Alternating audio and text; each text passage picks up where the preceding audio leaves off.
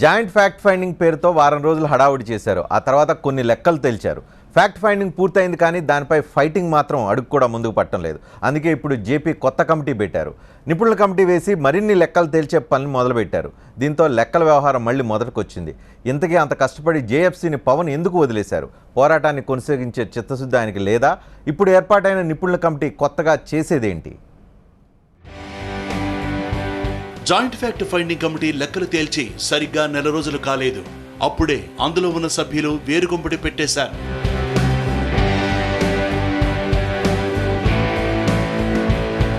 జనసేన అధ్యక్షుడు పవన్ కళ్యాణ్ పెట్టిన జేఎఫ్సీ వారం 10 రోజులు చర్చలు జరిపి కొన్ని లెక్కలు తేల్చారు. ఏపీకి కేంద్రం నుంచి 74,542 కోట్లు రావాలని స్పష్టం చేశారు. అది జరిగిన నెల రోజుల్లోనే జేఎఫ్సీలో కీలకంగా ఉన్న లోక్ సత్తా వ్యవస్థాపక అధ్యక్షుడు జయప్రకాష్ నారాయణ కొత్త కమిటీ పెట్టారు. స్వతంత్ర నిపుణుల కమిటీ పేరుతో లెక్కలు తేల్చే పనిని మొదలుపెట్టారు. ఈ కమిటీలో మాజీ ఐపీఎస్లు ఆంజనేయ రెడ్డి, హెచ్జే దొర, మాజీ CS Kaki Madhavarao, retired IAS Padmanabhaiah, retired జడ్జీలు, ఆర్థిక రంగ నిపుణులు ఉన్నారు. జేఎఫ్సీ లెక్కలు తేల్చిన దానికి కొనసాగింపు లేదన్నది జేపీ వాదన. అదొక ఈవెంట్లో కొనసాగిందని, ప్రస్తుతం పవన్ శ్రద్ధ చూపడం లేదని వ్యాఖ్యానించారు. జేఎఫ్సీలో లోటుపాట్లను సవరించుకుని ముందుకు పెడతామంటున్నారు జేపీ. ఒక అడ్హాక్గా జరిగింది అది. ఆ రోజు అది అయిపోయిన తర్వాత ఫర్దర్ ఫాలో అప్ లేకుండా పోయింది. కాబట్టి ఆ లెక్కలు కూడా మారుతూ, ఉదాహరణకి పెండింగ్ బిల్స్ కొన్ని వేల కోట్ల రూపాయలు మేము డబ్బులు లేక పే చేయలేకపోయినా, బేసిన్ మీన్స్ లేక 2014-15లో. ఆ తర్వాత సంవత్సరాలకి అది భారం అయిపోయింది. దాన్ని కేంద్రం భరించాలని చెప్పి రాష్ట్ర వాదన చేసింది. కానీ అంకెలు మాకు ఇవ్వాలి. ఇప్పుడు అంకెలు వచ్చినాయి. 2,900 కోట్ల రూపాయలు ఉదాహరణకు ఆ పొద్దు కింద అంకెలు వచ్చినాయి. రెండోది, ఈ అంకెలు తేల్చడమే కాకుండా మారుతున్న అంకెలు ప్రతిరోజు ప్రతి నెల అర్థం చేసుకోవడం కాకుండా దాంతో ఆగిపోయింది. దాని తర్వాత అసలు కొనసాగింపుగా ఏ చర్య చేపట్ల. ఎవరైతే దాన్ని ప్రారంభానికి ఒక చొరవ తీసుకున్నారో వారి తర్వాత దాని గురించి ప్రయత్నం జరిగినట్టు కనిపించాలి. అంచేత పౌర సమాజంగా మనందరి బాధ్యత ఏమిటంటే, ఒక పర్పస్ కోసం మనం కూర్చున్నాం, ఆ లక్ష్యం నెరవేరడం కోసం మనం చేతనైనంత దోహదం చేయాలి. దానికోసం చెప్పని ఈ ప్రక్రియ ఒక ప్రాసెస్గా, అదేమో ఒక ఈవెంట్గా జరిగింది, ఇది ఒక ప్రాసెస్గా జరుగుతుంది. ఒకరిపై ఒకరు విమర్శలు చేసుకోవడం కన్నా రాష్ట్రానికి నిధులు ఎలా తీసుకురావాలన్నదే అందరి ముందున్న లక్ష్యమన్నారు జేపీ. అవసరమైతే ప్రధానిని కలిసి లెక్కలు వివరిస్తామన్నారు. ఓవైపు లెక్కలపై కేంద్ర రాష్ట్ర ప్రభుత్వాల మధ్య యుద్ధం నడుస్తున్న నేపథ్యంలో కొత్తగా నిపుణుల కమిటీ తేల్చేదేంటన్నది చర్చనీయాంశమైంది. అయితే పవన్ కళ్యాణ్ కొద్దిసేపటి క్రితం ట్విట్టర్లో స్పందించారు. జయప్రకాష్ నారాయణ ఏదైతే కమిటీ వేస్తున్నారో కమిటీని ఆయన స్వాగతిస్తున్నారు. ఆ కమిటీని స్వాగతిస్తూ ఆయన ట్వీట్ చేశారు. స్వతంత్ర నిపుణుల కమిటీ నియామకంపై ఆయన పవన్ కళ్యాణ్ స్పందన ఇలా ఉంది. విభజన చట్టం స్పెషల్ కేటగిరీపై సమగ్ర అధ్యయనం జరగాల్సిన అవసరం ఉంది. ఆ అధ్యయనానికి ముందుకొచ్చి జేఎఫ్సీ స్ఫూర్తితో ఏర్పాటైన కమిటీని స్వాగతిస్తానంటూ పవన్ కళ్యాణ్ ట్వీట్ చేశారు. ఆంధ్రప్రదేశ్కి జరిగిన అన్యాయంపై లెక్క తేల్చేందుకు, పోరాడేందుకు, అదేవిధంగా డైలాగ్ ఓపెన్ చేసేందుకు ఏర్పాటైన నిపుణుల కమిటీ మీద ప్రస్తుతం మంచి చర్చలో చూద్దాం. జేఎఫ్సీకి కొనసాగింపుగా ఈ నిపుణుల కమిటీ ఉండే అవకాశం ఉన్నట్లుగా జయప్రకాష్ నారాయణ చెప్తున్నారు. ఈ కమిటీ విధి విధానాలు, భవిష్యత్తు ఏం చేస్తుంది, ఆంధ్రప్రదేశ్ న్యాయం చేయగలిగే పరిస్థితి ఈ కమిటీ క్రియేట్ చేయగలిగే అవకాశం ఉందా, పోరాట పందా ఎంచుకుంటుందా? ఈ అంశాల మీద మనతో మాట్లాడిన జయప్రకాష్ నారాయణ ఉన్నారు, ప్రస్తుతం మనతో లోక్సత్తా నేత. అదేవిధంగా అద్దెపల్లి శ్రీధర్ ఉన్నారు, జనసేన నుంచి. రఘునాథ్ బాబు భారతీయ జనతా పార్టీ నుంచి, వల్లరామయ్య తెలుగుదేశం నుంచి కూడా మనతో లైవ్లో అందుబాటులో ఉన్నారు. మొదటగా మీతోనే జయప్రకాష్ నారాయణ గారు, కమిటీ అయితే పెట్టారు. లాస్ట్ టైం జేఎఫ్సీ చాలా ఎక్స్పెక్టేషన్స్ ఉన్నాయి, ఆగిపోయినాయి. మళ్ళీ అగైన్ ఇంకో కమిటీ అంటున్నారు. ఆ కమిటీలో లేనిదేంటి, ఈ కమిటీలో ఉండేదేంటి? కొత్తగా ప్రజలు ఏం ఎక్స్పెక్టేషన్స్ పెట్టుకోవచ్చు దీని మీద? ముందు ఎక్స్పెక్టేషన్లు వద్దు, ఒక ప్రక్రియ జరగని. ఆనాడు చెప్పాను, ఇప్పుడు చెప్తున్నాను. అద్భుతాలు జరుగుతాయని చెప్పిన మన ఏదో పేపర్లు హెడ్లైన్స్ అంటే 10 మంది మేధావులు కూర్చుంటే ఏదో ఒక అద్భుతం జరిగిద్దని ఒక ఆలోచన ఉంటుంది. అట్లయితే భారతదేశం ఇప్పటికి 1000 సార్లు మారిపోయి ఉండాలి. అట్లా కాదు, కొంచెం మనం ఒక ప్రక్రియ. ఇది జేఎఫ్సీ అనేది లేకపోయినట్టయితే, ఆనాడు ఆ ఎక్సర్సైజ్ జరగకపోయినట్టయితే మనకు ఆ సంఖ్యల మీద స్పష్టత వచ్చేది కాదు. ఎవరు కూడా వాళ్ళు చెప్పుకోవటమే తప్ప కొంతమేరకు స్పష్టత వచ్చింది. కానీ ఈ అంకెలు ప్రతి నెల మారుతాయి. ఉదాహరణకి 2014-15లో ఒక 5-6 వేల కోట్ల రూపాయలు రాష్ట్ర ప్రభుత్వం చెల్లింపులు చేయాల్సింది డబ్బులు లేక, బేసిన్ మీన్స్ అని చెప్పంటాం. ఆ డబ్బులు లేక చెల్లించాలి. మార్చి 31 డబ్బులు లేవనుకోండి, ఏం చేస్తారు? వెంటనే కొన్ని సందర్భాలు జీతాలు కూడా ఆపేస్తారు, నెక్స్ట్ ఇయర్కి తరలిస్తారు. అట్లాగా ఆ సంవత్సరం లోటుగా చూపెట్టాల్సింది ఆ సంవత్సరం చూపెట్టి వచ్చే సంవత్సరం లోటైంది. వచ్చే సంవత్సరం లోటేమో మీకు ఫైనాన్స్ కమిషన్ కొంత ఫ్రీజ్ చేసింది. 6,600 కోట్ల రూపాయలు 2015-16లో లోటు. మీది ఎంత ఖర్చు పెట్టినా మాకు అనవసరం, ఇది లోటు అని చెప్పని. కాబట్టి మీకు వచ్చే సంవత్సరం లోటు వెళితే భర్తీ చేసే వాళ్ళు ఎవరు లేరు. కాబట్టి దాన్ని 2014-15 లోటుగా మనం చూపెట్టాలి రిసోర్స్ క్యాప్. కాబట్టి సాంకేతిక అంశాలు అనిపించవచ్చు. కాబట్టి ఈ లోతుకి వెళ్ళే అవకాశం ఆ జేఎఫ్సీకి లేకపోతే, ఎందుకంటే సమాచారం లేదు. ఇప్పుడు ఆ సమాచారం కొంత అదనంగా వచ్చింది.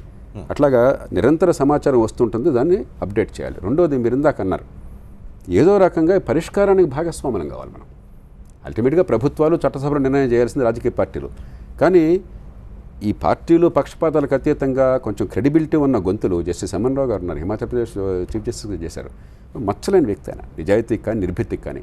అలాంటి వాళ్ళు ఇదిగో ఇది మేము గమనించాం, ఇది జరగాలి, ఇది ఈ కారణాలుగా, these are the facts, this is logic అని చెప్పంటే ఏ ప్రభుత్వం అంత మౌనంగా కూర్చోలేదు. You have to respond to that. అంతేగాని మీకు ఓట్లు లేవు, నీకు ఓట్లు ఉంటే చూడు ఎంపీ ఎలక్ట్ అలా అంటారా? Is that the way democracy runs? మూడోది, ఇంతకు మించిన దీర్ఘకాల పరమార్థం ఉన్నది. ఈ దేశంలో ఫెడరల్ వ్యవస్థ బలోపేతం కావాలని చెప్పని చాలా కాలం నుంచి ప్రయత్నాలు జరిగినాయి. ఎన్టీ రామారావు గారు, జ్యోతిబాస్కర్ లాంటి వాళ్ళు ఒక కొలికి తీసుకొచ్చారు. కానీ ఇది చాలదు. ప్రపంచంలో ఏ దేశంలో లేనంతగా ఇవాళ మన ఫెడరల్ వ్యవస్థలో రాష్ట్రాలు పూర్తిగా అసలు పంచాయతీ నుంచి పార్లమెంట్ దాకా ఏం చేయాలో ఒక మోస పెట్టేశారు. ఎన్నికయ్యేదేమో రాష్ట్రాల నాయకులు, ముఖ్యమంత్రులు. పరిపాలన చేయాలని చెప్పంటే చేతులకు బేడీళ్ళు, చిట్లు తినేది మళ్ళీ వాళ్ళు. కాబట్టి రాష్ట్రాలకు వెసులు పట్టుకోవాలి దేశ ఐక్యతను కాపాడుకుంటాం.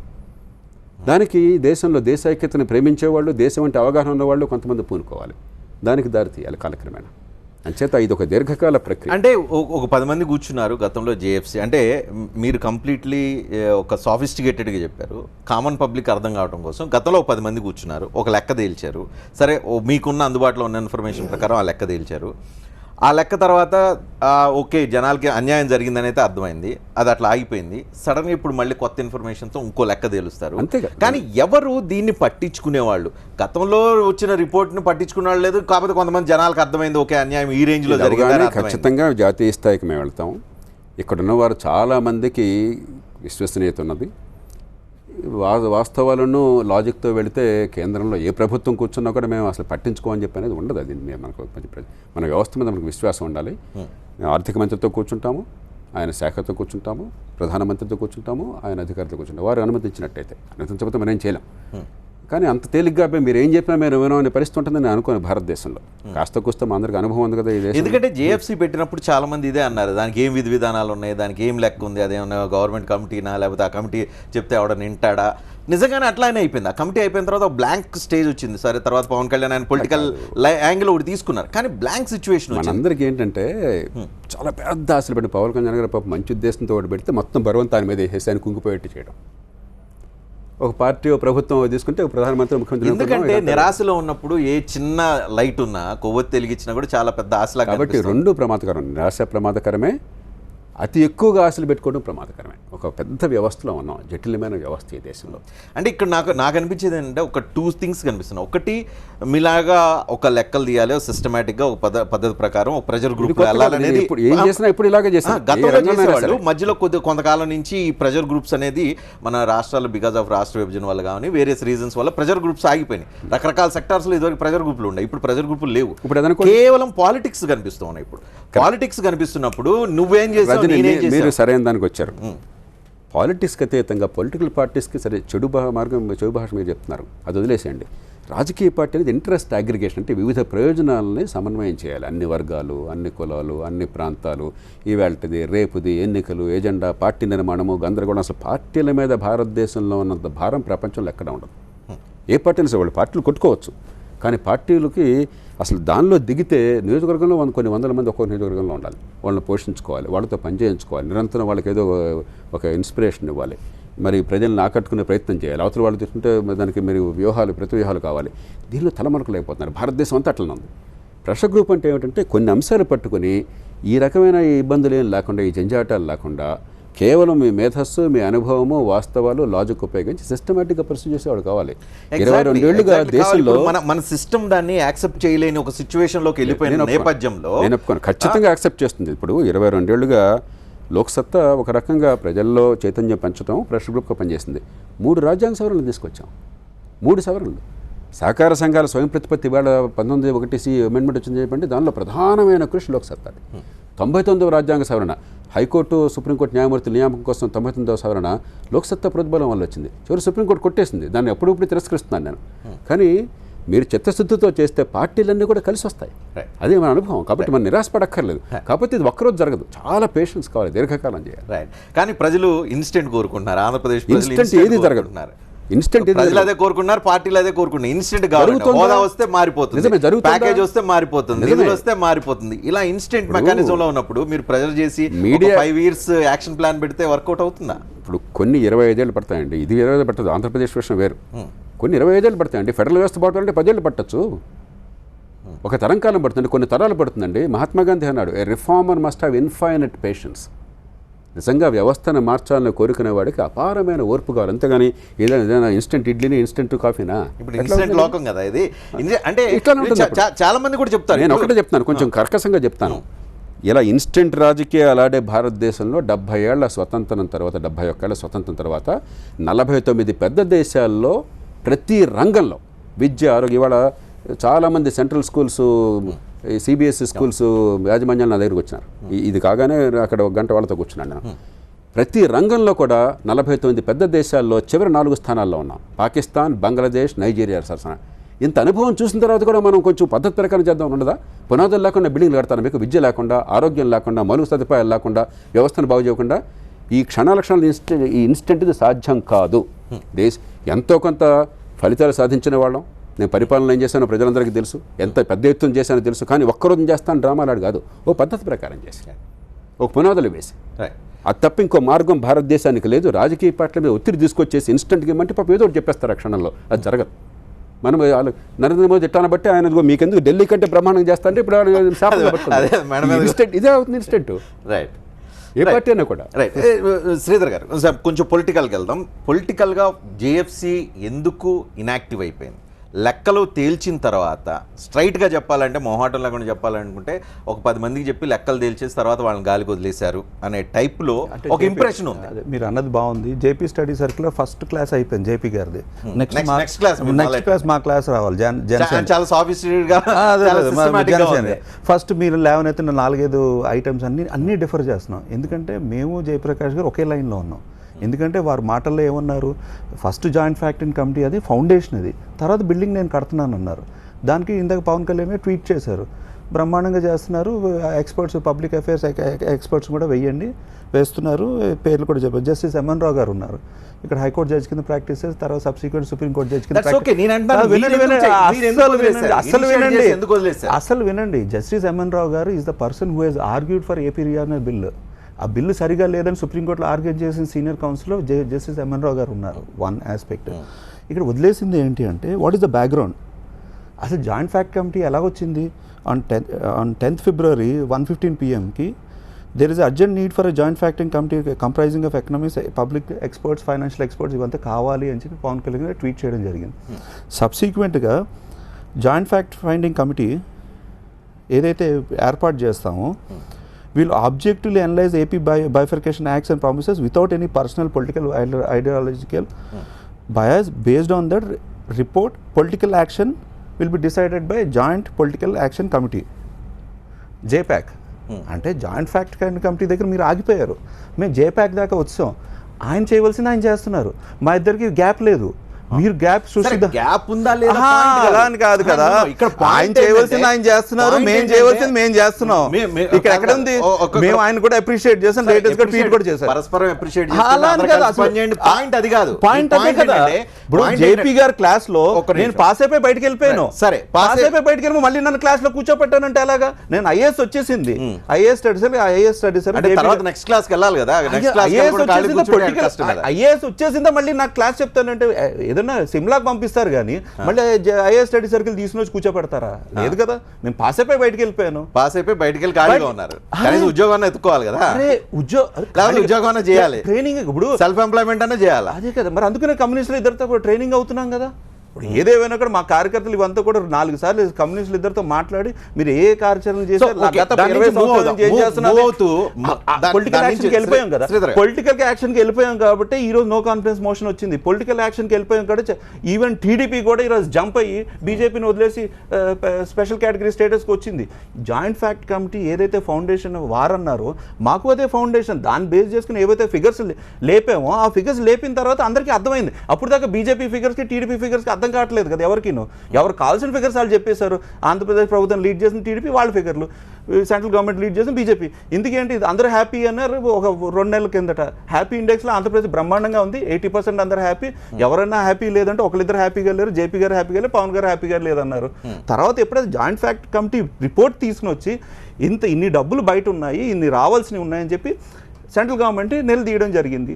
ఆ జాయింట్ ఫ్యాక్ట్ కమిటీలో కూడా ఇంకా మిగిలిన పోర్షన్స్ ఉన్నాయి. ఏంటి, సెంట్రల్ గవర్నమెంట్ నుంచి ఫండ్స్ ఎంతవరకు వచ్చినాయి, దాన్ని ఎట్లా యూటిలైజ్ చేశారు. ఇక్కడ ఆంధ్రప్రదేశ్ సెంట్రల్ గవర్నమెంట్ నుంచి వచ్చిన ఫండ్స్ యూటిలైజేషనే కాదు కదా, వాళ్ళు కూడా 1,00,000 కోట్లు రేజ్ చేశారు కదా ఇతర ఫండింగ్. దాన్ని ఎలాగ రేజ్ చేశారు, దానికి ఫండింగ్ ఎలాగ చేసి జరిగింది, దానికి ఎలా expenditure. So expenditures revenue both from all sides అది వారు చేయబోతున్నారు, అది వెల్కమ్ చేస్తున్నారు. బలరామయ్య గారు, మీరు ప్రభుత్వంలో ఉన్నారు, లెక్కలు మీ దగ్గర ఉంటాయి, లేదనుకుంటే కేంద్రం దగ్గర నుంచి వచ్చే ఇన్ఫర్మేషన్ కానీ వచ్చేది కానీ అన్నీ మీ దగ్గర ఉంటాయి. మీలాంటి వాళ్ళు ఇలాంటి ప్రెజర్ గ్రూప్స్ని కార్యక్రమాలు ఎప్పుడో చేయాల్సింది, ప్రభుత్వమే చేస్తే పోయేది, లేకపోతే ప్రభుత్వం ఒక కమిటీ చేస్తే పోయేది. అసలు ఏం జరిగింది ఏంటి, ఫ్యాక్ట్ ఫైండింగ్ ఏంటి అనేది మీరు గతంలో వేయలేదు. తర్వాత జేఎఫ్సీ చేశారు, తర్వాత ఇప్పుడు జయప్రకాష్ నారాయణ ఇంకో కమిటీ చేశారు, వాళ్ళు లెక్కలేదో తెలుస్తారు. మీరు సీరియస్గా సెంటర్ అన్యాయం చేసిందని చెప్తున్నప్పుడు మీరు ఒక ప్రభుత్వం నుంచి అఫీషియల్గా ఒక కమిటీ చేసి లెక్కలు తెలిస్తే అయిపోతుంది కదా. లేదంటే కనీసం వీళ్ళు ఎవరైతే రిటైర్డ్ పీపులో లేకపోతే వీళ్ళంతా ప్రెజర్ గ్రూప్ ఎవరైతే అనుకుంటున్నారో వాళ్ళందరికీ కోఆపరేషన్ ఇవ్వచ్చు కదా, ఒక శాంటిటీ వాళ్ళకి ఇవ్వచ్చు కదా. రజనీకాంత్ గారు నమస్కారం. నమస్కారం. అక్కడున్న పెద్దలందరికీ నమస్కారం.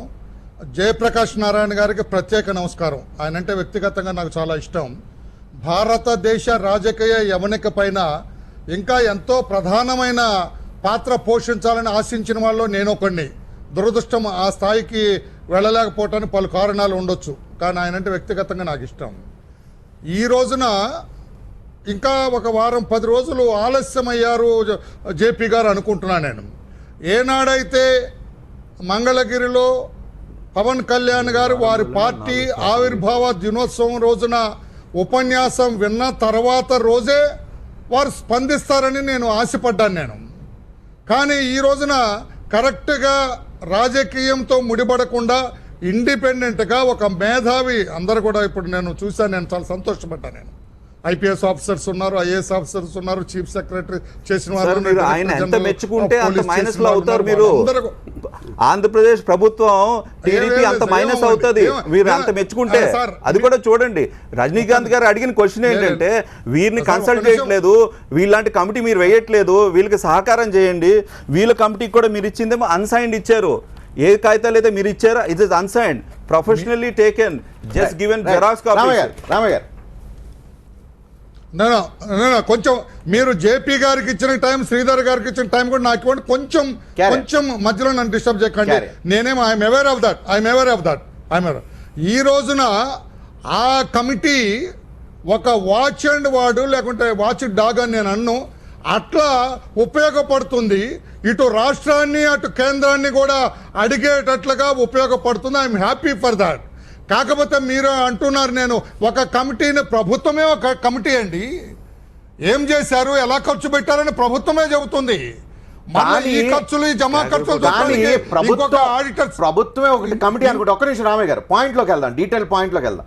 ప్రభుత్వమే కమిటీ అనుకుంటే ప్రభుత్వం ఇప్పుడు ఏంటి, కేంద్ర రాష్ట్రం మధ్య పొలిటికల్ గేమ్ నడుస్తుంది తప్ప ఫ్యాక్ట్ ఫైండింగ్ అనే ఒక పాయింట్ రైజ్ కావట్లేదు. గతంలో వీళ్ళ కమిటీ ఒక 75,000 కోట్లు 80,000 కోట్ల నష్టం జరిగింది, రావాల్సింది రాలేదు అని ఒక వేసే వరకు ఎంత నష్టం ఎంత ఫిగర్ అంటే అనేది ఎవరికి తెలియదు. ఇప్పుడు మళ్ళీ కొత్తగా వాళ్ళు ఏమైనా లెక్కలు తేల్చి ఇదిగో ఈ రకమైన పద్ధతిలో అన్యాయం జరిగింది, ఈ పద్ధతిలో వెళ్ళి అప్రోచ్ అయితే ఈ పద్ధతిలో వచ్చే అవకాశం ఉంది అని చెప్తే మళ్ళీ ఇంకోటి తెలిసే అవకాశం ఉంది. అలా కాకుండా ప్రభుత్వం రోజు అసెంబ్లీలో కూర్చొని రాజకీయం చేసే బదులు, రాజకీయ ఉపన్యాసాలు చేసే బదులు ప్రభుత్వం అఫీషియల్గా ఇదిగో మన రాష్ట్రానికి సంబంధించి ఇది జరగాలి, ఇది జరగలేదు, ఇది జరిగితే బాగుంటుందని కనీసం మీరేయండి, లేకపోతే చేసే వాళ్ళని ఎంకరేజ్ చేయండి, అఫీషియల్గా వాళ్ళని ఎంకరేజ్ చేయండి. ఎంకరేజ్ చేసి ఎంతో కొంత న్యాయం జరిగేది కదా, ఇప్పటికైనా చేస్తారా అని అడుగుతున్నా. నో రజనీకాంత్ గారు, నో మీరు కూడా కొంచెం పప్పులో కాలేసినట్టున్నారు. ప్రతిరోజు శాసనసభలో చెబుతున్నది ఆయన కదే. మీరు కరెక్ట్ అంటారు, నేను కరెక్ట్ అంటారు, ఓకే, జనానికి కుదిరేద్దాం, లేదా జేపీ గారికి కుదిరేద్దాం. ప్రతిరోజు శాసనసభలో ఏమి చేశారు, కేంద్ర ప్రభుత్వం నుంచి ఏమొచ్చింది, రాష్ట్ర ప్రభుత్వం ఏ రకంగా ఖర్చు పెడుతుంది, ప్రతిరోజు చెబుతూనే ఉన్నాం, ప్రతి చర్చలో చెబుతూనే ఉన్నామండి. ఈ రోజున ఈ కమిటీని నియమించడానికి ఎక్కడ లీగల్ మేం చేసాం, వాళ్ళు చేసాం, మధ్యలో మీరు కమిటీగా వచ్చి మీరు ఎవరు తప్పో తేల్చండి అని ఎవరు చెబుతారు? Which government will agree for this? Which government will come forward to appoint an independent agency to check them and to find fault with them?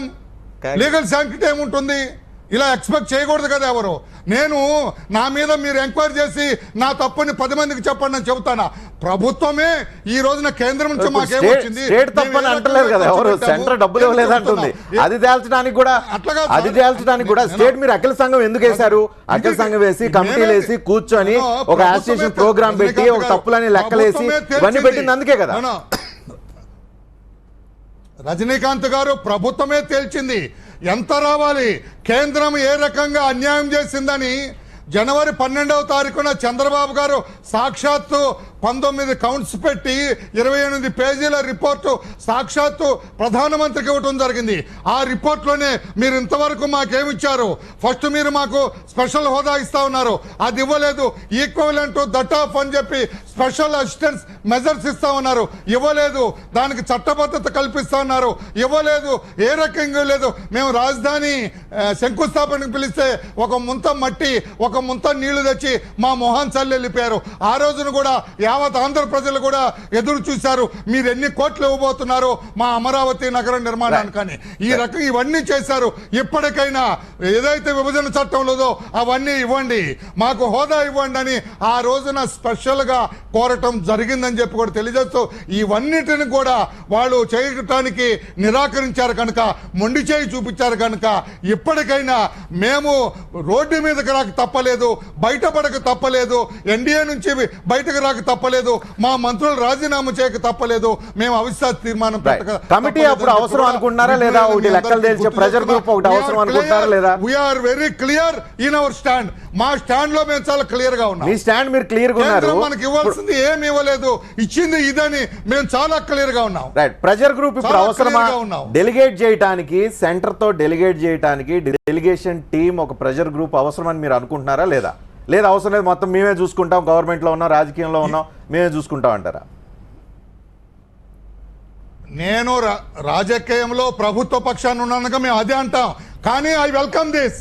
ఇటువంటిది కూడా ఉండి అడిషనల్ ఫోర్స్గా ఉపయోగపడుతుంది. ఈ రోజున చంద్రబాబు నాయుడు గారు రేపు 2వ తారీఖు ఢిల్లీ వెళ్తున్నారండి. ఈ ఫోర్స్ కూడా వచ్చిందనుకోండి, this will added force to this. Chandrababu గారు ఏదైతే ఫైట్ చేయబోతున్నారో, ఏదైతే కేంద్రం మీద ఒత్తిడి తీసుకురాబోతున్నారో, అవిశ్వాస తీర్మానాన్ని వాళ్ళు చర్చకు రానిచ్చేటట్టు లేరనేది ఎవ్రీబడి నోస్ ఇన్ ఇండియా. చర్చ జరిగితే ఈ రోజున ఆనాడు 1962లో పండిట్ జవహర్లాల్ నెహ్రూ గారు ఏ రకంగా మానసిక క్షోభకు గురైనారో, ఈ రోజు మోడీ గారు కూడా చర్చ జరిగితే అదే క్షోభకు గురవుతారు కనుక ఆ పరిస్థితులు తెచ్చుకోరు. ఇలాగే జరిపి సైనడైజ్ చేసి వెళ్ళిపోతారండి. అప్పుడు ప్రెషర్ పెట్టడానికి చంద్రబాబు గారికి తోడు ఇటువంటి కమిటీలు కూడా, ఒక ఎలైట్, ఒక ఎడ్యుకేషన్ ఇంటెలెక్చువల్ కమిటీది, ఒక ఎక్స్పీరియన్స్డ్ కమిటీ, అందరూ కూడా మేధావులే. ప్రభుత్వంలో మొత్తం ఔపోసన పట్టిన పెద్దలు ఉన్నారు కనుక వీళ్ళందరూ కూడా ఏమిటండి మోడీ గారు, ఏమిటండి జైట్లీ గారు. రైట్ రామయ్య గారు, ఒక్కొక్క నిమిషం. రఘునాథ్ బాబు గారు, సెంటర్ ఏమైనా ఇలాంటి కమిటీలో ఒక కమిటీ రిపోర్ట్ ఏదైనా తీసుకొని వచ్చి డెలిగేషన్గా వస్తే, డిస్కస్ చేయడానికి వస్తే, ప్రెజర్ గ్రూప్ మీద ఇస్తే నిజంగా ప్రెజర్ ఫీల్ అవుతుందా? సెంటర్ కనీసం కన్సిడర్ చేస్తుందా, వింటుందా, మాట్లాడుతుందా, స్కోప్ ఉంటుందా? ఇప్పుడు ఒకటి ఫస్ట్ ఇట్లా చొరవ తీసుకుని ఒక కమిటీని వేయించి చేసిన దానికి పవన్ కళ్యాణ్ గారు కొంత ఒక మంచిగా చేశారు, దానిలో అనుమానం లేదు. లేకపోతే వీళ్ళందరూ కూడా ఒకటిగా దగ్గర కూడా ఐడియా సృష్టించారు, ఐడియా ముందుకెళ్తాం అంతవరకు ఓకే. అయితే వాళ్ళు ఉన్న ఫైండింగ్స్ మీద సెంటర్ ఒప్పేసుకుందా, కేంద్ర అధికారులు ఒప్పేసుకుంటారా, డిఫర్ అవుతారా, అవి తర్వాత విషయాలు. దానికి రీజాయిండర్ ఇస్తారు, అవి మళ్ళీ వస్తాం. కానీ ఇప్పటి వరకు నేను చాలాసార్లు కూడా చెప్పాను, ఈ స్పెషల్ స్టేటస్ ఏంటంటే ఒక black cat in dark room which is not there, దాన్ని పట్టుకోవడానికి ట్రై చేస్తున్నారు. అంటే ఒక క్లియర్ రూపం ఈ లేవు. ఆ రూమ్ ఒక్క లో లైట్ నిమిషం. వేయడానికి ట్రై మీరు చేస్తున్నాం. మాట్లాడేటప్పుడు నేను నేనేం మాట్లాడను. కాదు, ఆ రూమ్ లో లైట్ వేయడానికి వేస్తున్నాం. సార్ ఆయనే అంతకు మించి ఏమీ లేదు.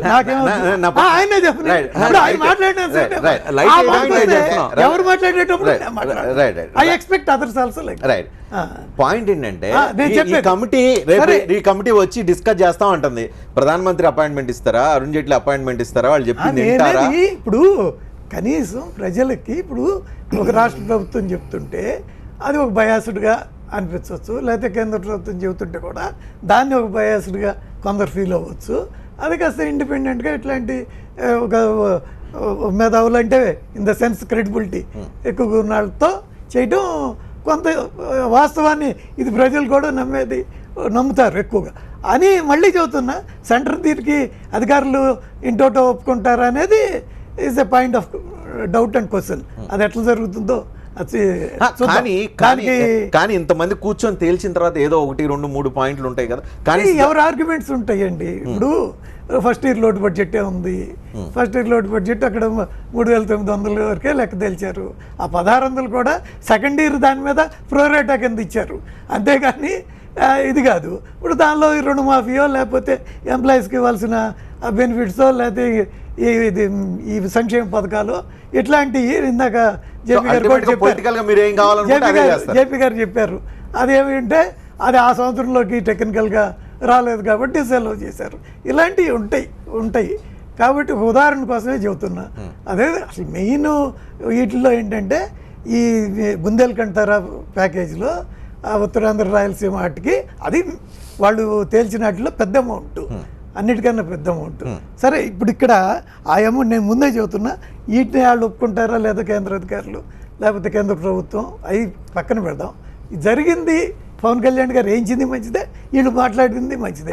కానీ ఇక్కడ నేను నా ఉద్దేశం ఏంటంటే జనాలకు కూడా అర్థం కావాల్సింది ఏంటంటే, ఒకటి పొలిటికల్గా ఇద్దరు మీరు తెలుగుదేశం అండ్ మీరు బీజేపీ ఇద్దరు తిట్టుకుంటున్నారు, రకరకాల బ్లేమ్ గేమ్ నడుస్తుంది, అదొక పార్ట్ నడుస్తుంది. ఇంకోటి అంతగానే ప్రేమించుకోవచ్చు పెద్ద దట్స్ ఓకే, బ్లేమ్ గేమ్ నడుస్తుంది. ఇంకోవైపు యాజిటేషన్ నడుస్తుంది, ఇంకోవైపు ప్రెజర్ గ్రూప్ యాక్టివిటీ స్టార్ట్ అయింది. మీరు పొలిటికల్గా వచ్చిన దాన్ని లెక్క చేయట్లేదు, ఉద్యమాన్ని లెక్క చేయట్లేదు.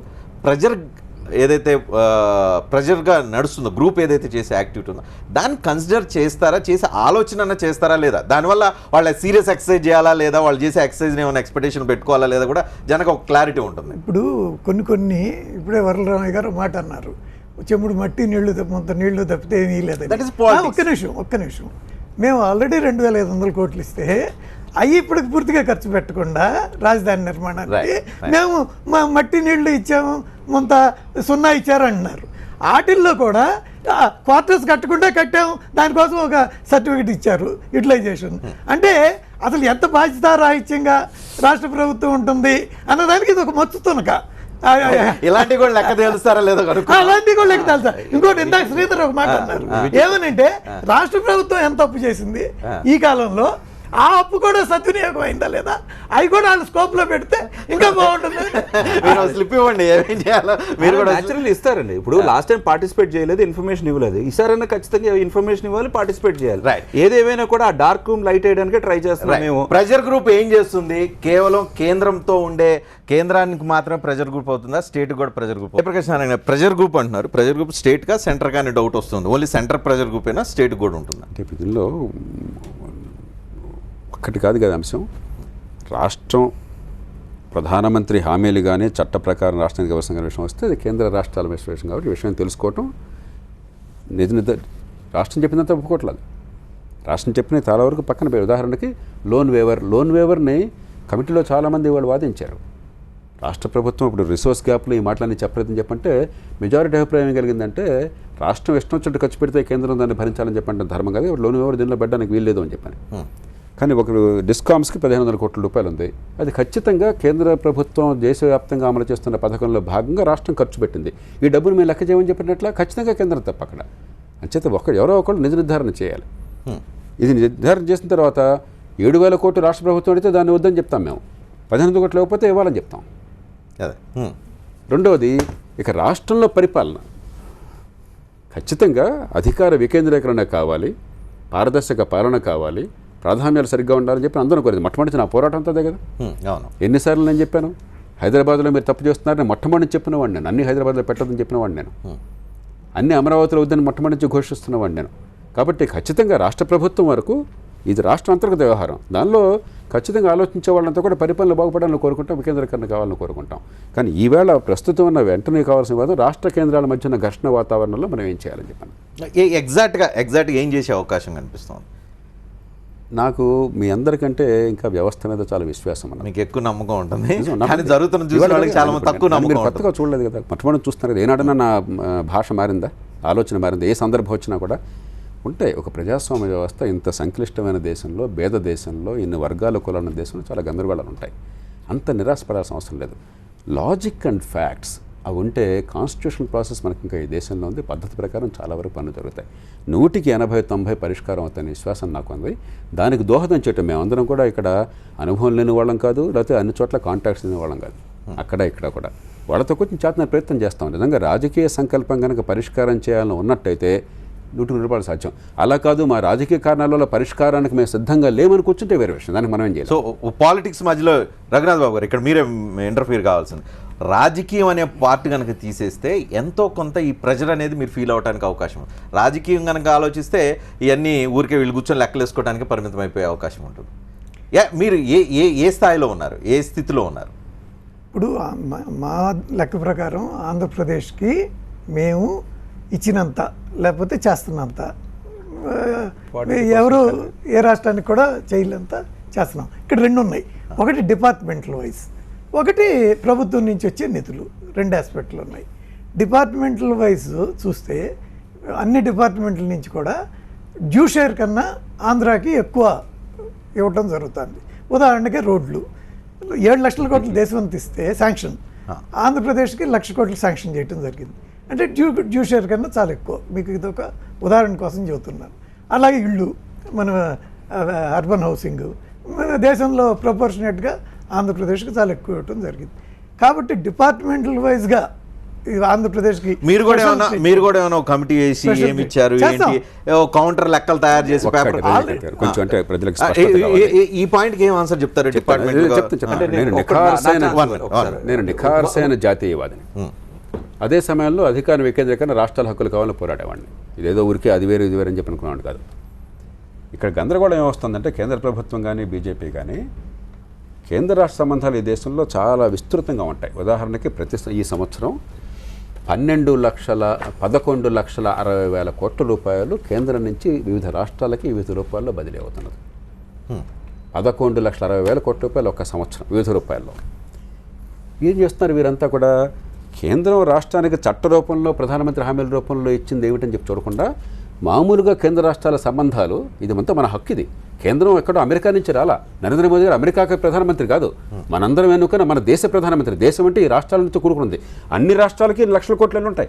బీహార్కి వెళ్ళింది, యూపీకి వెళ్ళింది. ఇది మన హక్కు అండి.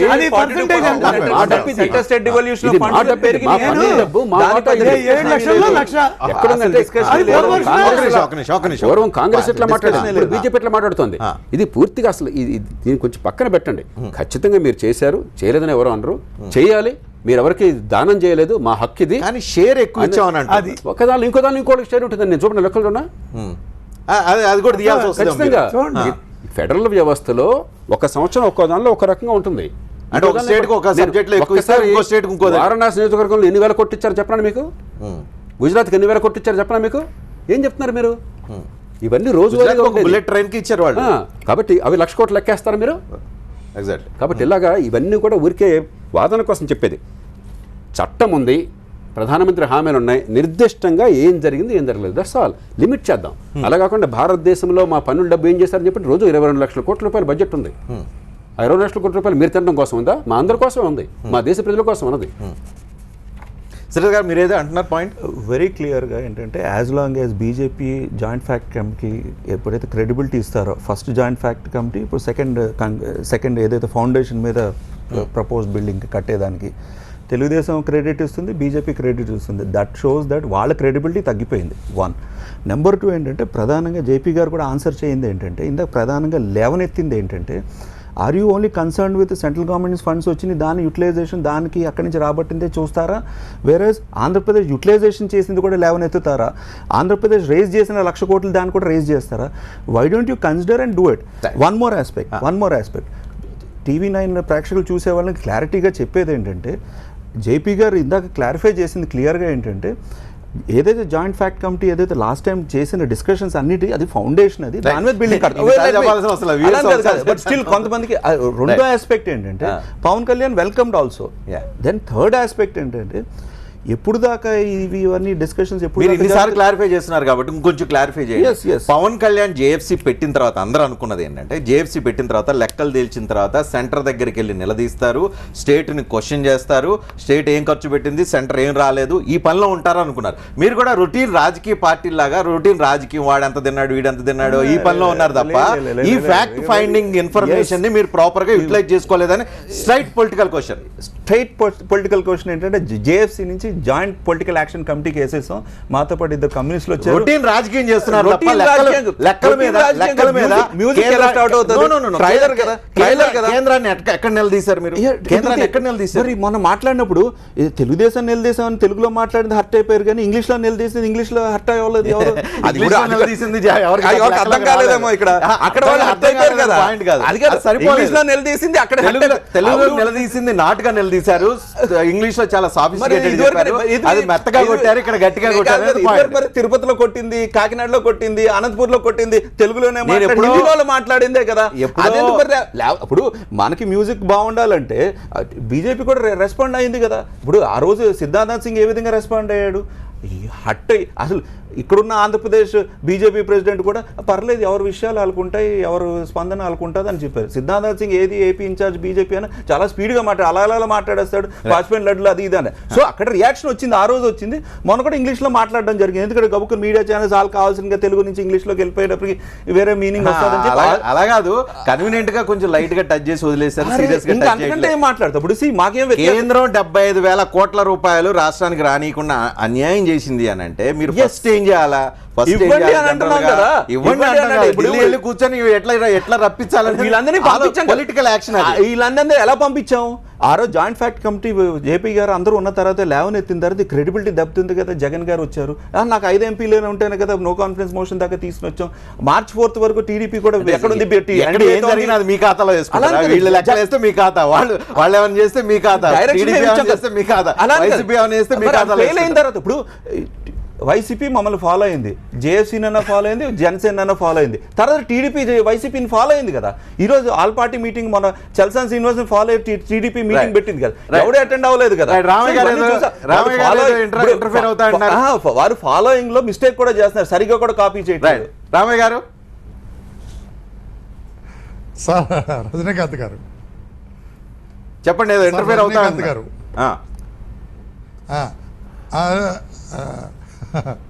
మన రఘునాథ్ బాబు గారు అన్నీ అయిపోయినన్నారు, బిల్డింగ్స్ అయిపోయినన్నారు, రోడ్లకు చాలా ఎక్కువ ఇచ్చారు. రోడ్లకి చచ్చినట్టు ఇవ్వాలి, ఎందుకంటే రాజధాని నగరం కొత్త నగరం, పేరుకి పాత రాష్ట్రం, కానీ అస్సలు ఫండమెంటల్గా ఆలోచించట్లేదు సార్. చాలా బాధపడుతున్నాం మేము. పేరు పాతదే కానీ కొత్త రాష్ట్రం. లెక్కల గురించి మనం మాట్లాడుకుందాం. లెక్కలు ఎందుకంటే కొంచెం ఏదో ఒక కొత్త ప్రెజర్ యాక్టివిటీ జరుగుతుంది కాబట్టి ఆయనకి కొత్త ఆశ ఏదో వస్తుంది, ఏదో కొత్తగా ఏదైనా జరుగుతుంది. ప్రెజర్ గ్రూప్స్ మర్చిపోయి రాష్ట్రంలో మన బోత్ తెలుగు స్టేట్స్ లో అన్నింటిలో మర్చిపోయి చాలా కాలం అయిపోయింది. రామయ్య గారు, ఆయన 1,00,000 కిలోమీటర్లు చెప్పిన రోడ్లు కూడా మీరు వేసే రోడ్లు లెక్కలో లేవు, వాళ్ళు చెప్పే రోడ్లు వేరే రోడ్లు.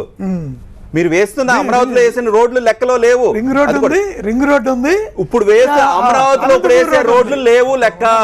రింగ్ రోడ్ ఉంది, అమరావతికి వెళ్ళే రోడ్ ఉంది, కానీ అనంతపూర్కి వెళ్ళే రోడ్ ఉంది, కానీ మేము బిల్డింగ్స్ కనపట్లేదు అన్నారు. బిల్డింగ్స్ పార్ట్లీ బిల్ట్ స్టార్ట్ చేసామని చెబుతున్నాం. 774 కోట్లు ఇవ్వలేం కదండి. 774 ఇచ్చారు కదా, చదువుకోమనండి. ఈ 774 ఏంటి?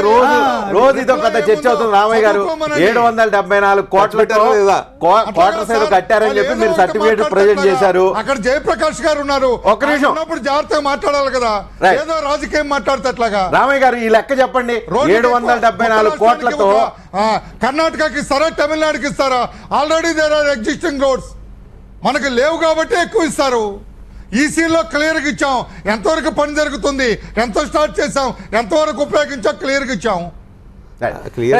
జయప్రకాష్ గారు ఇందాక తను అంటున్నట్లుగా ఒక నిమిషం ఇందాక అంటున్నట్లుగా సెంటర్ నుంచి డబ్బులు సరిగ్గా రాలేదు, ఇవి అందరికీ తెలుసు, మీరు కూడా ఇంకా కొత్త లెక్కలు కొత్త డీటెయిల్స్ ఏమైనా ఇవ్వచ్చు, దాని మీద ప్రెజర్ చేయొచ్చు. కానీ స్టేటు అప్పు చేసింది, 1 లక్ష కోట్ల వరకు అప్పు చేసిందని చెప్తున్నారు, ఇంకో 1 లక్ష కోట్ల వరకు ఖర్చు చేసింది వేరే సెంటర్ నుంచి వచ్చిన డబ్బులు కానీ వాటిని ప్రాపర్ యూటిలైజ్ చేయలేదు అనేది బీజేపీ తాజాగా సీరియస్గా పడుతున్న అంశం. వీటి మీద మీరు ఎంతవరకు ఫోకస్ చేస్తారు? సమాచారం తీసుకోకుండా మాట్లాడకూడదు, ఎందుకంటే సిఏజీ ఉంది అందుకోసం అని చెప్పని. మనకి రాజ్యాంగపరమైన ఒక సంస్థ ఉన్నది, కంట్రోలర్ ఆడిటర్ జనరల్. ప్రతి రాష్ట్రానికి ఒక ఏజీ ఉన్నారు. అలాగే మీకు అకౌంటబిలిటీ కోసం ఇన్స్ట్రుమెంట్స్ ఉన్నాయి. దాన్ని మన పద్ధతులకు ఉపయోగించు. ఏంటంటే రాజకీయంగా వీళ్ళ వాళ్ళని తిట్టుకోవటం. ఉదాహరణకు తెలంగాణలో ఈవేళ నేను ఎక్కడో టీవీ ఛానల్లో చూశాను, ఏదో సిఏజీ రిపోర్ట్ వచ్చింది, వెంటనే దానిలో కొన్ని అంశాలు అంతే తప్ప మనకు లోతుగా వెళ్ళటం ఈ విషయంలో కూడా. రాష్ట్రంలో కనుక నిధులు దుర్వినియోగం జరిగితే ఖచ్చితంగా దాన్ని పట్టించుకోవాలి, దాని మీద తీవ్రమైనటువంటి చర్యలు తీసుకోవాలి, బాధ్యుల్ని నిలదీయటమే కాదు శిక్షించాలి. కానీ సిస్టమాటిక్గా వెళ్ళాలి. మనకేమిటి ఇప్పుడు వీళ్ళ మీద వాళ్ళ మీద మాట్లాడుకోవడం. రోజు ఏం జరుగుతుందంటే వాళ్ళు కొన్ని డీటెయిల్స్ చెప్తారు, నడుస్తుంది. తర్వాత బీజేపీ వాళ్ళు కొన్ని లెక్కలు తెస్తారు, తర్వాత జనసేన వైసీపీ వాళ్ళు కొన్ని లెక్కలు చదవచ్చు. 3 లైన్లు రిపోర్ట్. ఎప్పుడు కాగ్ రిపోర్ట్ చదవచ్చు కదా. సరే చదువుతారు కదా. అంటే ఇది రోజు పరస్పరం ఒకళ్ళొకళ్ళు తిట్టుకుంటుంటే పబ్లిక్ కాసేపు ఒక రోజేమో బీజేపీ పెద్ద విలన్, ఇప్పుడు కాసేపు తెలుగుదేశం మీద అనుమానం, కాసేపు వైఎస్ఆర్ కాంగ్రెస్ మీద డౌట్లు, జనసేన ఎవరికి కోవట్ అనే ఒక సందేహాలు, ఇలా రోజుకు ఒక్కొక్క పొలిటికల్గా ఆడుతున్న డ్రామాలో ఎవరికోళ్ళు పొలిటికల్ గేమ్లో రోజుకు ఒక్కొక్కరి మీద ఒక్కొక్క డౌట్లు వస్తూ ఉన్నాయి. దీన్ని క్లారిఫై చేయాలంటే మీలాంటి వాళ్ళు ప్రెజర్ గ్రూప్లో అసలు ఏం జరిగింది ఏంటి అని చెప్పి లెక్క దాల్చాల్సిన అవసరం అయితే ఉంది. ఢిల్లీ లెక్క కాదు, స్టేట్ లెక్క కూడా దాల్చాలి. అంత భారం మళ్ళీ ఇప్పుడు ఒక సిఏజీ చేయలేని పని, శాసనసభ చేయలేని పని, పార్లమెంట్ చేయలేని పని 10 మంది కూర్చుని ఏ రకమైన వనరులు లేకుండా, ఏ రకమైన సిబ్బంది లేకుండా కేవలం అనుభవం మేధస్తో అలా వచ్చేస్తుంది మ్యాజిక్గాను. సిస్టమేటిక్గా చేయాలి. ఇప్పుడు చేయాలంటే బోర్డు సంపడాల్సి వచ్చింది, మిగతాది కూడా చేయాలి. జీవితం అంతా అధ్యయనం చేస్తూ ఉన్నాను, కానీ ఒక్కరోజు నేను చేస్తానని చెప్పే సాహసం నాకు లేదు. వివరాలని అధ్యయనం చేయాలి. మీరు కాగ్ రిపోర్ట్ ఏంటి? ఒక నిమిషం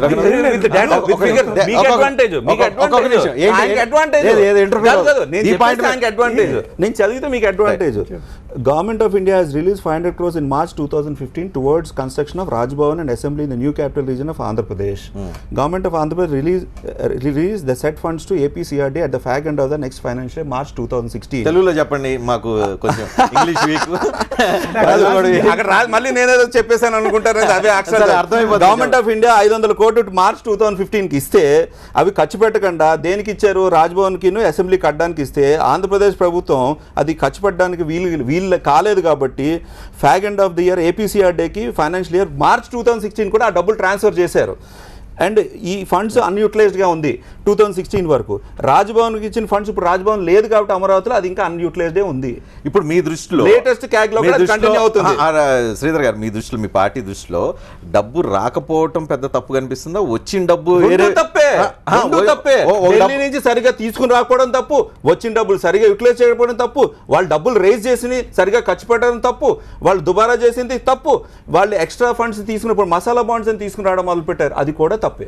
ఇప్పుడు ఏ ఫండ్స్ దేనికి ఈర్ మార్క్ చేసినప్పుడు ఆ ఫండ్స్ దానికి ఖర్చు పెట్టాలి, వేరే వాటికి వేరే ఖర్చులు చూసుకోవాలి. కానీ అలా కాకుండా జంబులు చేసేసి ఈ టెంపరీ బిల్డింగ్స్ అని దానికి పెట్టిన ఖర్చు అనుకుందాం, దీనికి చూపించారు.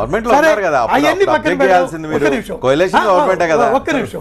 ఇప్పుడు 774 కోట్లు అక్కడ ఏమి ఇటుకు పడకుండా దాన్ని ఖర్చు పెట్టామని చెప్పినప్పుడు దాని మొత్తం శాంక్టిటీ పోతుంది. నువ్వు ఇదే ఎంత తప్పు ఉన్నప్పుడు మిగిలిన అన్ని మనతో కుటుంబరాజు ఆయన ఉన్నారు, ఆయన ఏపీ ప్లానింగ్ బోర్డు ఉపాధ్యక్షులు. కుటుంబరావు గారు, ఫస్ట్ ఈ లెక్క సంగతి తెలిసిండు. రోజు నాకు డిస్కషన్ లో ఇదే పాయింట్ వస్తుంది, 774 కోట్ల రూపాయలు మీరు బిల్డింగ్లు కట్టకుండా కట్టేసామని చెప్పి మీరు ఏదో యూసీ తీసుకున్నారంట.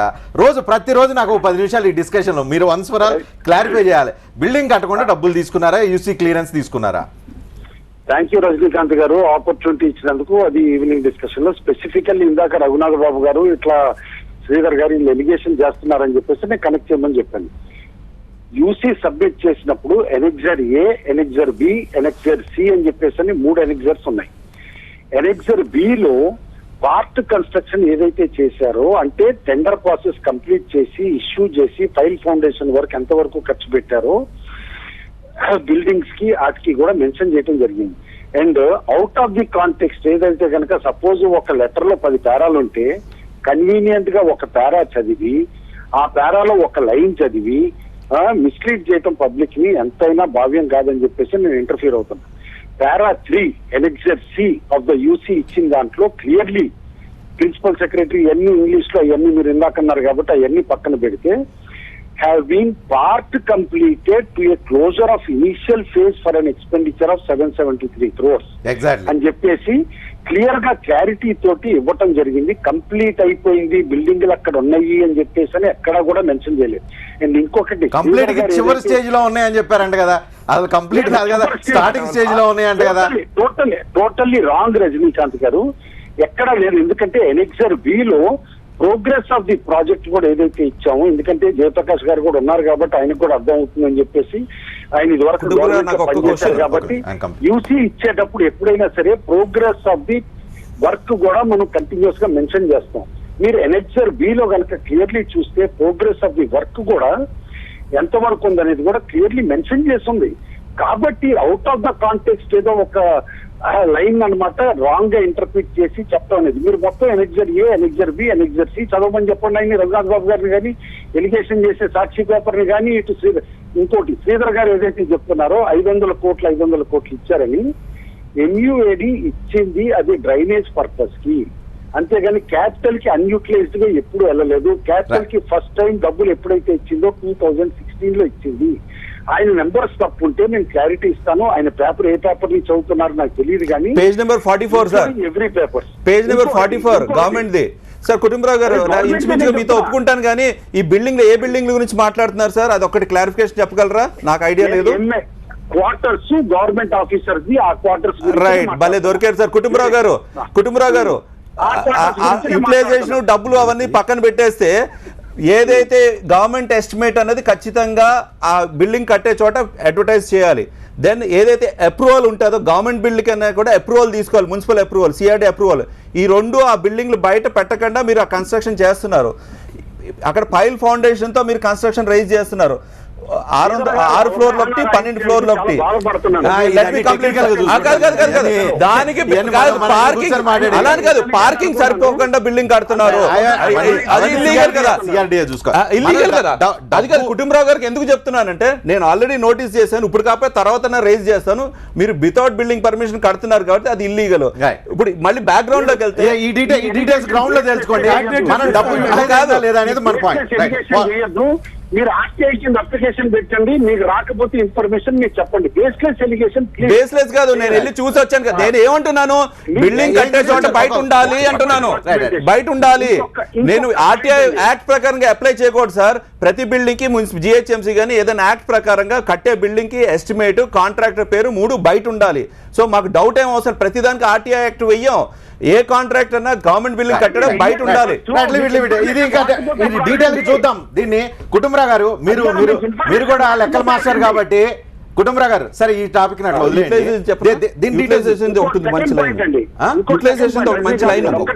మీరు ప్రెషర్ గ్రూప్ అనే వర్డ్ రిపీటెడ్ గా వాడారు కాబట్టి నేను చెప్తున్నా, డెమోక్రసీలో all pressure groups are interest groups, but all interest groups are not pressure group. అది గుర్తుంచుకోండి. All pressure groups are interest groups, but all interest groups are not pressure groups. ఇదే గ్రూప్ ఈ స్టేట్మెంట్ సింపుల్ ఎక్స్ప్లెయిన్ చేస్తాను. ఇదే group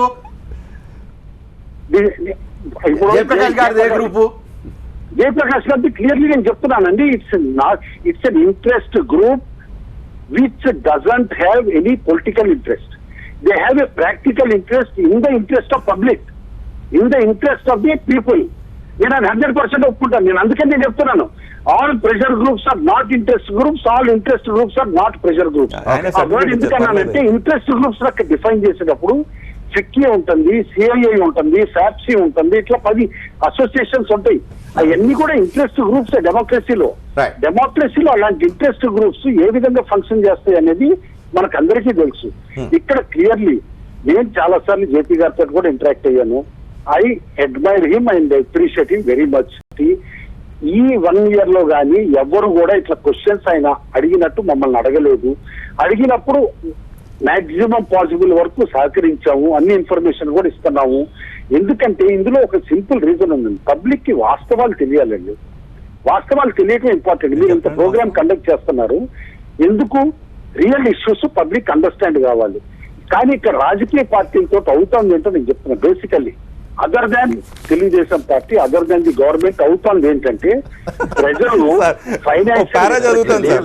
finance లో అజ్ఞానులు అన్నట్టు ఎక్కడో ఒక మాట పుచ్చుకుని మాట్లాడటం, ఇష్యూని డైవర్ట్ చేయటం. ఇవాళ జనసేన మనిషే మాట్లాడుతున్నారు, జేఎఫ్సి పెట్టినప్పుడు ఇన్ఫర్మేషన్ మేము ఫర్నిష్ చేశాం కదండి. ఇవాళ ఆ పార్టీ దాని గురించి మర్చిపోయారు. అంటే ఒక గజనీ స్టైల్లో షార్ట్. డిసగ్రీ కంప్లీట్ కుటుంబరావు గారు, మీరు ఫైనాన్షియల్ ఎక్స్పెక్ట్ గా పొలిటికల్ గా మాట్లాడినప్పుడు దానికి ఇందాకే క్లారిఫై చేసి జాయింట్ ఫ్యాక్ట్ ఫైండ్ కమిటీ అలా జాయింట్ పొలిటికల్ యాక్షన్ కమిటీ అయింది. దాని వల్ల మీరు ఈ రోజు బీజేపీతో లేకుండా ఈ రోజు స్పెషల్ కేటగిరీ స్టేటస్ కి వచ్చారని కూడా చెప్పాను. దెన్ వైసీపీ కూడా నో కాంటెస్ట్ మోషన్ పెట్టడం జరిగింది. అదే మరి మీరు ఆ విధంగా మాట్లాడి దానికి ఆన్సర్ ఉంది, ఈ విధంగా మాట్లాడి దీనికి ఆన్సర్ ఉంది. మేము అది చేయడం వల్ల ఈ రోజు పార్టీలు మారిన స్టాండ్ నో కాంటెస్ట్ మోషన్ దాకా ఇద్దరు కూడా వచ్చారు ఢిల్లీకి. కుటుంబరావు గారు కంక్లూడ్ చేస్తూ మీరు ఓకే, మీరు మీ దగ్గర నుంచి కమిటీ జేపీకి సంబంధించిన కమిటీ వాళ్ళు కూడా కొంత డీటెయిల్స్ తీసుకొని ఉండొచ్చు. కానీ ఈ కమిటీ ద్వారా ఎంతో కొంత ఆంధ్రప్రదేశ్కి న్యాయం జరిగేలాగా ఉండాలి అని అంటే గవర్నమెంట్ నుంచి ఫుల్ లెంత్ కమిటీకి ఇన్ఫర్మేషన్ రూపంలో కావచ్చు, మిగతా విషయాల్లో కావచ్చు సపోర్ట్ ఉంటుందా? 100% మేము సపోర్ట్ చేస్తున్నామండి. Any information which they want we are ready to give. అందులో there is no second thought. అందులో మీ రెండో ఆలోచన లేదు. అడిగినప్పుడల్లా ఇవ్వటానికి రెడీ. ఇప్పుడు మొన్నే సింపుల్ గా అడుగుతున్నాను, ఏదైతే కనుక రెవెన్యూ నోటు గురించి క్లారిఫికేషన్, రెవెన్యూ ఎక్స్పెండిచర్ కింద, క్యాపిటల్ ఎక్స్పెండిచర్ కింద క్లాసిఫికేషన్ కూడా అడిగితే నేను ఇమీడియట్ గా నేను చెప్పాను, కన్సర్న్ ఆఫీసర్స్ తోటి కూడా తీసుకుని నేను చెప్తాను సార్ అని చెప్పేసి కూడా నేను చెప్పాను. ఇది ఓపెన్ గవర్నమెంట్ అండి, మాక్సిమం ట్రాన్స్పరెన్సీ ఉన్న గవర్నమెంట్, కోర్ డాష్ బోర్డు పెట్టి ఎవ్రీ ఇన్ఫర్మేషన్ పెడుతున్న గవర్నమెంట్. దేశంలో ఏ గవర్నమెంట్ పెట్టినంత ఇన్ఫర్మేషన్ పబ్లిక్ డొమైన్ లో పెడుతున్నాం. జయప్రకాష్ గారు కానీ ఇప్పుడు really is doing admiring work in one aspect. నేను అందులోనే క్వశ్చన్ ఇచ్చాను, ఎందుకంటే ఈ ఇష్యూలో ప్రజలకి ఖచ్చితంగా ఇష్యూస్ తేట తెల్లంగా తెలియాలి అని చెప్పేసి ఆయన ఎంతైతే కష్టపడుతున్నారో I'm definitely appreciating. There is no second thought. We will cooperate fully with the group. అందులో there is no second thought about it. Right Kutumbarao గారు, thank you very much. Topic అంటే ఈ టాపిక్ కాదు కాబట్టి వేరే టాపిక్, ఆ టాపిక్ లోనే ఆయన కోఆపరేట్ చేస్తున్నది.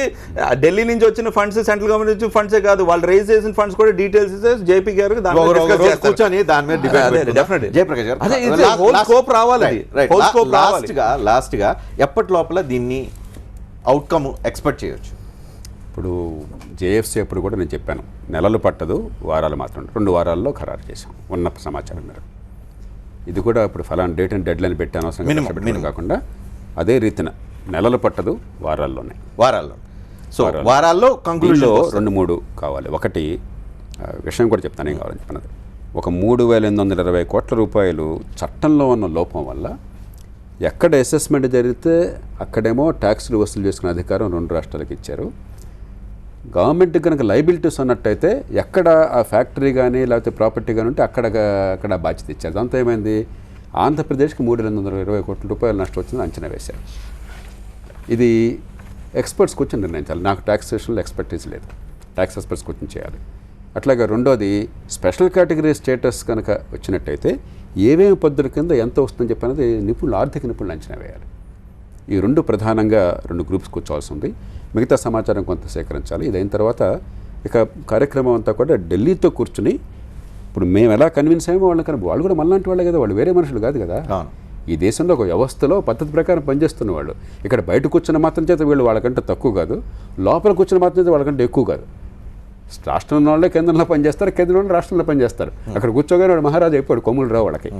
ఇది ఫ్యాక్ట్స్ అయ్యా, ఇది లాజిక్ అయ్యా అని చెప్పంటే ఎవడైనా వినాల్సిందే డెమోక్రసీలో. కాబట్టి ఆ ప్రయత్నం తర్వాత వెంటనే జరుగుతుంది. సో ఒక 2-3 వారాల్లో మీరు కంక్లూజన్కి వస్తారు. ఆ తర్వాత ఢిల్లీతో నెగోషియేషన్స్ ఇవన్నీ ఈ దశగా.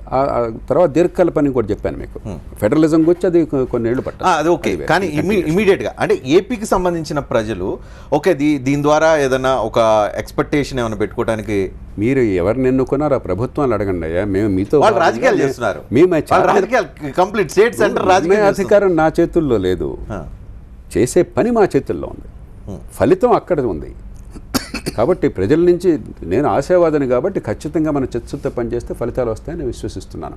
ఇందాకే చెప్పాను, రాజకీయంగా ఒక నిర్ణయం తీసుకుని అంతు తేలుస్తాం ఆంధ్రప్రదేశ్ని అని చెప్పి అనుకుంటే మీరు నేను ఏం చేసినా కాదు. అలా కాదు, చిత్తశుద్ధితో మనం కూర్చుని ఆనెస్ట్గా పరిష్కారం కోసం ప్రయత్నించేద్దాం కూర్చుంటే అవుతుంది. అది వాళ్ళ మనసులో ఉంది, నా చేతుల్లో లేదు కదా, నేను ఎట్లా చెప్పగలను దాని సమాధానం?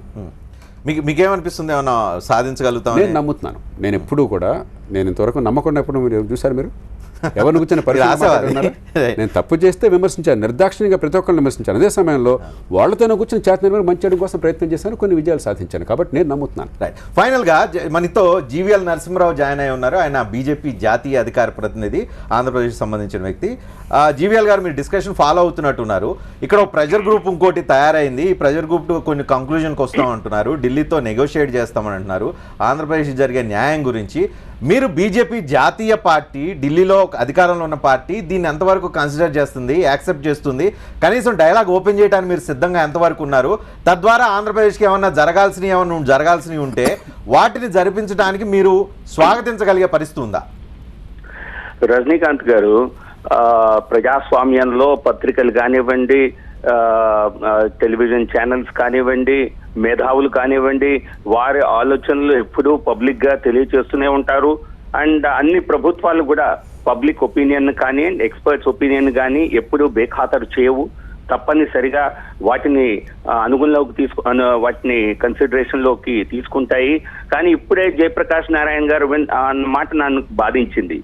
ఆయన కేంద్ర ప్రభుత్వం సాధించాలనే ధోరణితో ఉన్నట్లయితే మనం ఏమి సాధించలేము కానీ అన్నారు. కానీ అది ఆయన నుంచి నేను ఎక్స్పెక్ట్ చేసే వ్యాఖ్య కాదు. అదే సమయంలో నేను ఆశావాదిని, ఖచ్చితంగా పరిష్కారం వస్తుందని నమ్ముతానని కూడా చెప్పాను. అదే అందుకే మీరు ఈ మాట అంటే అంటే మీరు పొలిటికల్ ఫిక్స్ అయి ఉన్నారేమో కొంతమంది డౌట్. ఒకవేళ అట్లా ఫిక్స్ అయి ఉంటే మేమేం చేసినా ప్రయోజనం లేదు కదా అనేది ఆయన భావన. కాదండి, అది టీడీపీ వారు చెప్తే ఓకే, టీడీపీ ప్రవక్తలు వాళ్ళు స్పోక్స్ పర్సన్స్ చెప్తే ఓకే. బట్ జయప్రకాష్ నారాయణ గారి లాంటి వ్యక్తి నుంచి అటువంటివి మేము ఆశించాం. ఆయన ఒక ఇండిపెండెంట్ గా, రియల్ గా, ఒక ప్రీ కన్సీవ్డ్ ఐడియాతో, నోషన్తో లేకుండా కనుక చేసినట్లయితే అయితే తప్పనిసరి అటువంటి వారి వ్యాఖ్యలు వినటం జరుగుతుంది. ఫైనాన్స్ మినిస్టర్, ప్రైమ్ మినిస్టర్ వీళ్ళని అలౌ చేస్తారా డిబేట్ చేయడానికి, అంటే డిస్కస్ చేయడానికి? తద్వారా ఏంటి ఫ్యాక్ట్ ఏంటి అనేది ఒక నెగోషియేట్ చేయడానికి? లేదండి రజనీకాంత్ గారు, ఇవి ప్రభుత్వేతర చర్యలు. ఇవి మీరు న్యూస్ పేపర్ లో ఆర్టికల్ రాసేటప్పుడు మీరు ఏది అడగారు కదా, ఇది అందరూ చదువుతారా, దీన్ని పరిగణలోకి తీసుకుంటారా అని అడిగి మరి మీరు న్యూస్ పేపర్ లో వ్యాసం రాయరు కదా. టెలివిజన్ లో డిబేట్ ప్రభుత్వాలు రాష్ట్రాల భవిష్యత్తుకు సంబంధించిన వ్యవహారం. అవునండి, భవిష్యత్తుకు సంబంధించిన వ్యవహారమే పత్రికల్లో కూడా రాస్తున్నారు. మీ ఛానల్లో మీరు రోజు దీని గురించి డిస్కషన్ పెడుతుంటే మేము దాన్ని వింటున్నావా లేదా? ప్రభుత్వాలు, పార్టీలు అన్నీ వింటాయి, తప్పనిసరిగా రెస్పాండ్ అవుతారు. కానీ నేను చెప్పేది ఏంటంటే ఇది కేవలం కాగితాలకి సంబంధించినటువంటి చర్య కాకూడదు. కాగితాలకు సంబంధించి అయితే ఇంత పెద్ద కమిటీ కూడా అవసరం లేదు. నిజానికి ఇచ్చిన డబ్బుని దుర్వినియోగం చేశారు, ఇచ్చిన డబ్బుని అసలు ఉపయోగించలేదు అన్న వాటిని కూడా పరిశీలించవలసిన అవసరం ఉన్నది. 1000 కోట్లు ఏదైతే ఇప్పుడే కుటుంబరావు గారు ఒప్పుకున్నారు, 1000 కోట్లు ministry of housing and urban affairs నుంచి ఇచ్చింది. 2015లో ఆ అమౌంట్ ని శాంక్షన్ చేస్తే 23% చూపించడానికి మేము సిద్ధంగా రజనీకాంత్ గారు ఒక 2 లైన్లో ముగిస్తాను. రజనీకాంత్ గారు ఆయన 2 లైన్లో ముగిస్తాను. రజనీకాంత్ గారు కంప్లీట్ చేయండి. యూటిలైజేషన్ సర్టిఫికేట్స్ అని మన యూసీలను నేను ఉత్పత్తి సర్టిఫికేట్లుగా నేను వర్ణించడం జరిగింది. దానికి రుజువుని రాష్ట్ర ప్రభుత్వం అసెంబ్లీలోనే ఇవ్వటం జరిగింది. నా దగ్గర కాగితాలు ఉన్నాయి, మన అసెంబ్లీలో ఇచ్చిన సర్టిఫికేట్స్. ఇవి నిజంగానే ఉత్పత్తి సర్టిఫికేట్లు. ఎందుకంటే నీతి ఆయోగ్, మినిస్ట్రీ ఆఫ్ ఫైనాన్స్ మీరు బ్యాక్వర్డ్ ఏరియాకి ఇచ్చిన గ్రాంట్స్ ని ఏ రకంగా వాడారు చెప్పండి అంటే ఒక టేబుల్ వేసి 994 కోట్లు వాడుకున్నామని చెప్తున్నారు. ఎక్కడ ఖర్చు పెట్టారు, దేనికి ఖర్చు పెట్టారు, ఒక్క సెంటెన్స్ వివరణ లేదు. ఇటువంటి అడ్డగోలుగా ఏదన్నా ప్రభుత్వం చేస్తే ఇవన్నీ కూడా స్పెషల్ గా వస్తున్నటువంటి గ్రాంట్స్ కేంద్ర ప్రభుత్వానికి, రాష్ట్ర ప్రభుత్వానికి జవాబుదారీతనం ఉన్నదా లేదా? దీని జవాబు జయప్రకాష్ నారాయణ గారే చెప్పాలి. జవాబుదారీ ప్రజాస్వామ్య వ్యవస్థలో రాష్ట్ర ప్రభుత్వానికి ప్రజల పట్ల కేంద్ర ప్రభుత్వం పట్ల ఉన్నదా లేదా? జీవీఎల్ గారు నేను ఇంటికి రావచ్చా? ఒక నిమిషం. అంతేనా అంటే అవి కూడా నిగ్గు తేల్చాలనేది మీ పాయింట్, అంతేనా?